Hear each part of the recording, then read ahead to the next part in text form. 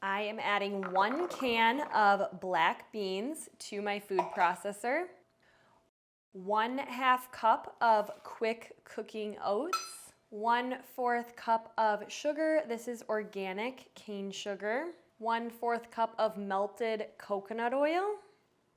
We're making a healthy dessert, you guys, using black beans. A pinch of salt, about 2 tablespoons of cocoa powder. So I'm using this cocoa powder right here. It's unsweetened, so the only ingredients is organic cocoa powder. So you want to make sure to find one that does not have any added sugar. Next, I'm adding in 1/2 teaspoon of baking powder. If anyone can guess what I'm making, let me know in the comments, and we'll see if any of you can guess it. Next, I'm adding in 1/4 cup of maple syrup. So guess in the comments what healthy dessert we are making with black beans. Now I'm going to take the top to my food processor. I always have the hardest time getting the top on. It goes this way. Perfect. And we are going to pulse this until smooth.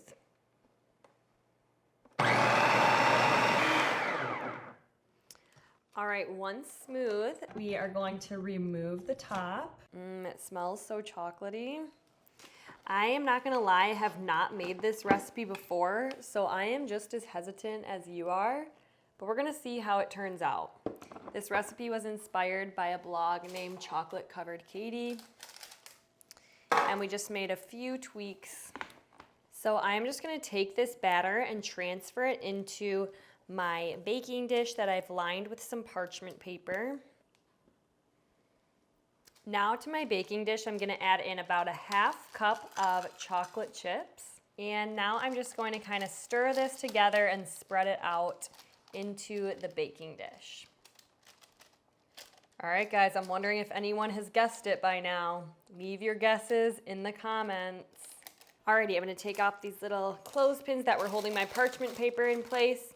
And this is going to go into the oven at 350 for about 18-ish minutes, I believe.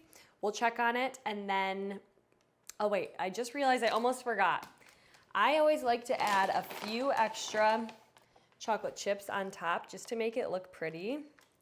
So I'm gonna add a few more on top here. Okay, thank goodness I remembered. So now I'm gonna put this in the oven and bake it, and then we'll cut into them. Okay, it's been about 17 minutes, and look at how good those look. They got so fluffy. So I'm gonna take these out of the oven and just let them cool for a while before slicing into them. If you guessed we were making black bean brownies, you are correct.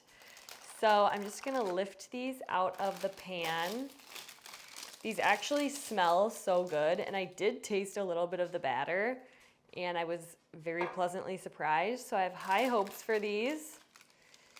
So I am just going to slice into these. They're still a little bit hot, so they might not be completely set yet, but I just can't wait any longer.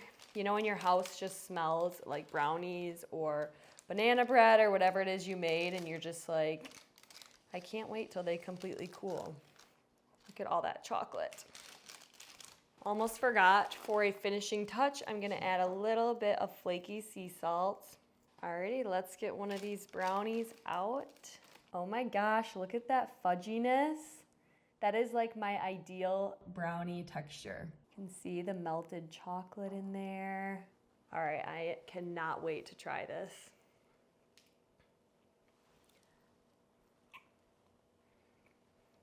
You would never guess that there are black beans in here. Look at that melted chocolate. Wow, these are so good. They are gluten-free, they're vegan, they're high in fiber, high in protein from those black beans. Let me know if you guys would try these.